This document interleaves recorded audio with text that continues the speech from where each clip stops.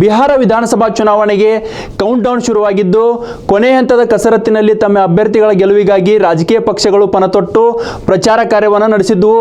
ಬಹಿರಂಗ ಪ್ರಚಾರ ಅಂತ್ಯವಾಗಿದ್ದು ಇನ್ನೇನು ಮತದಾರ ಪ್ರಭು ನವೆಂಬರ್ 6ರಂದು 121 ವಿಧಾನಸಭಾ ಕ್ಷೇತ್ರಗಳಿಗೆ ತಮ್ಮ ಅಭ್ಯರ್ಥಿಗಳ ಮತ ಭವಿಷ್ಯವನ್ನ ರಾಜಕೀಯ ಭವಿಷ್ಯವನ್ನ ಬರೆಯಲಿದ್ದಾನೆ. ಆದರೆ ಇಲ್ಲಿ ನಾವು ಸೂಕ್ಷ್ಮವಾಗಿ ಮತ್ತೊಂದು ವಿಚಾರವನ್ನು ಗಮನಿಸಬೇಕಾದ್ರೆ ಬಿಹಾರ ವಿಧಾನಸಭಾ ಚುನಾವಣೆಯಲ್ಲಿ ಹಾಲಿ ಸಿಎಂ ನಿತೀಶ್ ಕುಮಾರ್ ಅವರಿಗೆ ಟಕ್ಕರ್ ಕೊಡುವಲ್ಲಿ ಜೊತೆಗೆ ಅವರಿಗೆ ಸಡ್ಡು ಹೊಡೆಯುವಲ್ಲಿ ಮಹಾಗಠಬಂಧನ ಅಂದರೆ ಮಹಾಮೈತ್ರಿಕೂಟದ ಸಿಎಂ ಸ್ಥಾನದ ಅಭ್ಯರ್ಥಿ ತೇಜಸ್ವಿ ಯಾದವ್ ಅವರು ಸಹ ಎಲ್ಲೋ ಒಂದು ಕಡೆ ಸಕ್ರಿಯವಾಗಿ ಯಶಸ್ವಿಯಾಗಿದ್ದಾರೆ ಅಂತಲೇ ಹೇಳ್ಬೋದಾಗಿದೆ. ಯಾಕಂದರೆ ಬಿಹಾರದಲ್ಲಿ ಕಳೆದ 20 ವರ್ಷಗಳಲ್ಲಿ ನಿತೀಶ್ ಕುಮಾರ್ ಆಡಳಿತದಲ್ಲಿ ನಡೆದ ಅಕ್ರಮ ಅನಾಚಾರ ಜೊತೆಗೆ ಭ್ರಷ್ಟಾಚಾರ ಸೇರಿದಂತೆ ಸಾಕಷ್ಟು ಸಮಸ್ಯೆಗಳು, ನಿರುದ್ಯೋಗ ಸಮಸ್ಯೆ ಸೇರಿದಂತೆ ವಲಸೆ, ಹೀಗೆ ಈ ಸಮಸ್ಯೆಗಳನ್ನೇ ಮುಂದಿಟ್ಟುಕೊಂಡು ಬಿಹಾರದ ಜನರೆದುರು ನಿತೀಶ್ ಕುಮಾರ್ ಸರ್ಕಾರ ಬಿಹಾರ ಜನರ ಹಿತವನ್ನು ಕಾಪಾಡುವಲ್ಲಿ ವಿಫಲವಾಗಿದೆ ಎಂಬ ಆರೋಪವನ್ನು ಮಾಡುವ ಮೂಲಕ ನಿತೀಶ್ ಕುಮಾರ್ ಸರ್ಕಾರದ ವಿರುದ್ಧ ಕೇಳಿಬಂದ ಆರೋಪಗಳ ಕುರಿತು, ಜೊತೆಗೆ ಭ್ರಷ್ಟಾಚಾರದ ಕುರಿತು, ಜೊತೆಗೆ ನಿರುದ್ಯೋಗ, ಶಿಕ್ಷಣ, ಮೂಲಭೂತ ಸೌಕರ್ಯಗಳ ಕೊರತೆ ಕುರಿತು ಜನರಲ್ಲಿ ಜಾಗೃತಿ ಮೂಡಿಸಿ ಮುಂದೆ ಮಹಾಗಠಬಂಧನ ಅಧಿಕಾರಕ್ಕೆ ಬಂದರೆ ತಾವು ಸಿಎಂ ಆದರೆ ಬಿಹಾರದಲ್ಲಿ ಅತ್ಯಂತ ಒಳ್ಳೆಯ ಆಡಳಿತವನ್ನು ನೀಡ್ತೀವಿ ಎಂಬ ಭರವಸೆಯನ್ನ ಜನರಲ್ಲಿ ತೇಜಸ್ವಿ ಯಾದವ್ ತುಂಬುತ್ತಾ ಇರುವಂಥದ್ದು. ಆದರೆ ಇದೇ ತೇಜಸ್ವಿ ಯಾದವ್ ಅವರಿಗೆ ಇದೀಗ ಸೋಲಿನ ಭೀತಿ ಎದುರಾಯ್ತಾ ಅನ್ನೋ ಪ್ರಶ್ನೆ ಕಾಡ್ತಾ ಇದೆ. ಯಾಕಂದ್ರೆ ಬಿಹಾರದ ಚುನಾವಣಾ ಪ್ರಚಾರಗಳಲ್ಲಿ ತೇಜಸ್ವಿ ಯಾದವ್ ಹೋದಲ್ಲೆಲ್ಲ ಅಥವಾ ಜನರ ಮಧ್ಯೆ ಹೋದಲ್ಲೆಲ್ಲ ನನಗೆ ಗೆಲುವಿನ ಚಿಂತೆಯಿಂದ ಮುಕ್ತಿ ನೀಡಿ ಎಂಬ ಮಾತನ್ನ ಹೇಳುವ ಮೂಲಕ ಎಲ್ಲೋ ಒಂದು ಕಡೆ ತಾವು ಹತಾಶರಾದ್ರ, ನಿರಾಶರಾದ್ರ ಎನ್ನೋ ಪ್ರಶ್ನೆಯನ್ನ ಮೂಡಿಸ್ತಾ ಇದ್ದಾರೆ. ಯಾಕಂದ್ರೆ ಒಬ್ಬ ಸಿಎಂ ಸ್ಥಾನದ ಅಭ್ಯರ್ಥಿ ಈ ರೀತಿ ನಿರಾಶವಾದ್ರೆ ಇನ್ನುಳಿದ ಅಭ್ಯರ್ಥಿಗಳ ಕಥೆ ಏನು ಎನ್ನುವ ಪ್ರಶ್ನೆಯು ಸಹಜವಾಗಿ ಇಲ್ಲಿ ಮೂಡ್ತಿರುವಂಥದ್ದು. ಆದರೆ ನಿತೀಶ್ ಕುಮಾರ್ ಪ್ರತಿಸ್ಪರ್ಧಿ ಅಂದ್ರೆ ಬಿಹಾರದ ಸಿಎಂ ಸ್ಥಾನದ ಅಭ್ಯರ್ಥಿ ತೇಜಸ್ವಿ ಯಾದವ್ ಅವರಿಗೆ ಯಾಕೆ ಸೋಲಿನ ಭೀತಿ ಕಾಡ್ತಾ ಇದೆ? ಏನಿದೆ ಇದರ ಹಿಂದಿನ ಲೆಕ್ಕಾಚಾರ?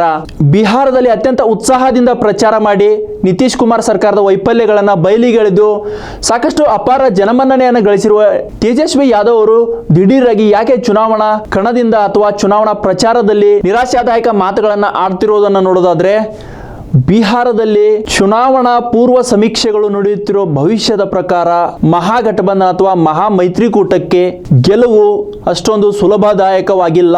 ಈ ಹಿನ್ನೆಲೆಯಲ್ಲಿಯೇ ಮಹಾಗಠಬಂಧನದ ನಾಯಕರಿಗೆ ಫುಲ್ ಟೆನ್ಷನ್ ಶುರುವಾಗಿರುವಂಥದ್ದು. ಈ ಹಿನ್ನೆಲೆಯಲ್ಲಿಯೇ ಮುಖ್ಯವಾಗಿ ಸಿಎಂ ಸ್ಥಾನದ ಅಭ್ಯರ್ಥಿಯಾಗಿರುವ ತೇಜಸ್ವಿ ಯಾದವ್ ಅವರಿಗೂ ಸಹ ಸೋಲಿನ ಭೀತಿ ಎದುರಾಗಿರುವಂಥದ್ದು. ನಾವಿಲ್ಲಿ ಇನ್ನೊಂದು ವಿಚಾರವನ್ನು ಗಮನಿಸಬೇಕಾದ್ರೆ ಈ ತೇಜಸ್ವಿ ಯಾದವ್ ಅವರ ವಿಚಾರದಲ್ಲಿ ಇವರು ಸದ್ಯ ರಾಘೋಪುರ್ ವಿಧಾನಸಭಾ ಕ್ಷೇತ್ರದಿಂದ RJD ಅಭ್ಯರ್ಥಿಯಾಗಿ ವಿಧಾನಸಭಾ ಚುನಾವಣೆಗೆ ಧುಮುಕಿದ್ದಾರೆ. ಆದರೆ ಈ ರಾಘೋಪುರ್ ವಿಧಾನಸಭಾ ಕ್ಷೇತ್ರದ ಬಗ್ಗೆ ನಾವು ನೋಡಿದಾಗ ಈ ರಾಘೋಪುರ್ ವಿಧಾನಸಭಾ ಕ್ಷೇತ್ರ ಹಾಜಿಪುರ್ ಲೋಕಸಭಾ ಕ್ಷೇತ್ರಕ್ಕೆ ಬರುತ್ತೆ. ಹಾಜಿಪುರ್ ಲೋಕಸಭಾ ಕ್ಷೇತ್ರ ಬೇರೆ ಯಾರು ಅಲ್ಲ, ಮತ್ತೆ ಅದೇ ಪ್ರಧಾನಿ ನರೇಂದ್ರ ಮೋದಿ ಹಾಗೂ ಕೇಂದ್ರ ಗೃಹ ಸಚಿವ ಅಮಿತ್ ಶಾ ಅವರ ಆಪ್ತ ವಲಯದಲ್ಲಿ ಗುರುತಿಸಿಕೊಂಡಿರುವ ಕೇಂದ್ರ ಸಚಿವ ಚಿರಾಗ್ ಪಾಸ್ವಾನ್ ಅವರು ಪ್ರತಿನಿಧಿಸುತ್ತಿರುವ ಲೋಕಸಭಾ ಕ್ಷೇತ್ರವಾಗಿದೆ. ಇದೇ ಲೋಕಸಭಾ ಕ್ಷೇತ್ರದ ವ್ಯಾಪ್ತಿಯಲ್ಲಿ ರಾಘೋಪುರ್ ವಿಧಾನಸಭಾ ಕ್ಷೇತ್ರವು ಬರುವಂಥದ್ದು. ಈ ಹಿನ್ನೆಲೆಯಲ್ಲಿಯೇ NDA ಅಭ್ಯರ್ಥಿಯನ್ನ ಗೆಲ್ಲಿಸುವಲ್ಲಿ ಜೊತೆಗೆ ಬಿಜೆಪಿಗೆ ಶಕ್ತಿ ತುಂಬುವಲ್ಲಿ ಚಿರಾಗ್ ಪಾಸ್ವಾನ್ ಅವರು ತಮ್ಮ ಯೋಗದಾನವನ್ನ ಜೊತೆಗೆ ತಮ್ಮ ಶಕ್ತಿಯನ್ನ ಬಳಸಿ ತಮ್ಮ ಅಭ್ಯರ್ಥಿಯ ಗೆಲುವಿಗಾಗಿ ಪಣತೊಟ್ಟಿದ್ದಾರೆ. ರಾಘೋಪುರ ವಿಧಾನಸಭಾ ಕ್ಷೇತ್ರದಲ್ಲಿ ಯಾದವ ಸಮುದಾಯದ ಮತಗಳು ನಿರ್ಣಾಯಕವಾದರೂ ಸಹ ಇಲ್ಲಿ ಚಿರಾಗ್ ಪಾಸ್ವಾನ್ ಹಾಕಿರುವ LJP ಅಭ್ಯರ್ಥಿಯೂ ಸಹ ತೇಜಸ್ವಿ ಯಾದವ್ ಅವರಿಗೆ ಪೈಪೋಟಿ ನೀಡುವಲ್ಲಿ ಯಶಸ್ವಿ ಆಗ್ತಾರೆ ಎಂಬ ಮಾತುಗಳು ಸಹ ಕೇಳಿಬರುತ್ತಿರುವಂಥದ್ದು.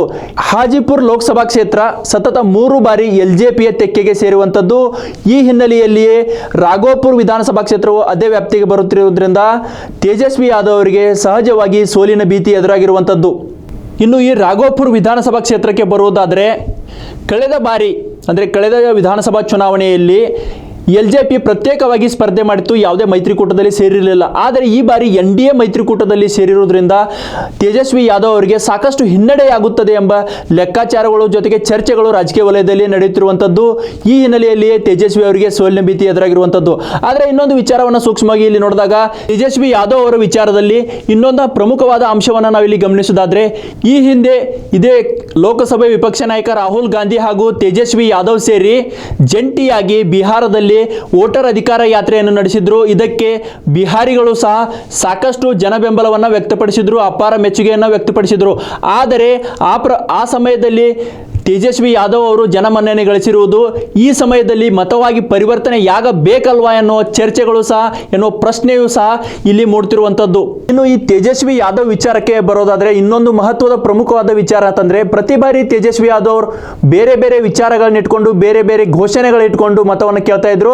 ಆದರೆ ಈ ಬಾರಿ ಬಿಹಾರಿ ಜನರ ನಡುವೆ ತೇಜಸ್ವಿ ಯಾದವ್ ಹೋದಾಗ ಅಲ್ಲಿ ಒಂದೇ ಒಂದು ವಿಚಾರವನ್ನು ಇಡ್ತಾರೆ. ಈ ಬಾರಿ ನೀವು ಶಾಸಕರನ್ನು ಆಯ್ಕೆ ಮಾಡಿಕೊಡ್ತಾ ಇಲ್ಲ, ಒಬ್ಬ CM ಸ್ಥಾನದ ಅಭ್ಯರ್ಥಿಯನ್ನ ಒಬ್ಬ CM ಆಯ್ಕೆ ಮಾಡಿಕೊಡ್ತಾ ಇದ್ದೀರಿ ಎಂಬ ಮಾತನ್ನ ಬಿಹಾರಿ ಜನರ ಜೊತೆ ಹಂಚಿಕೊಂಡಿರುವಂಥದ್ದು.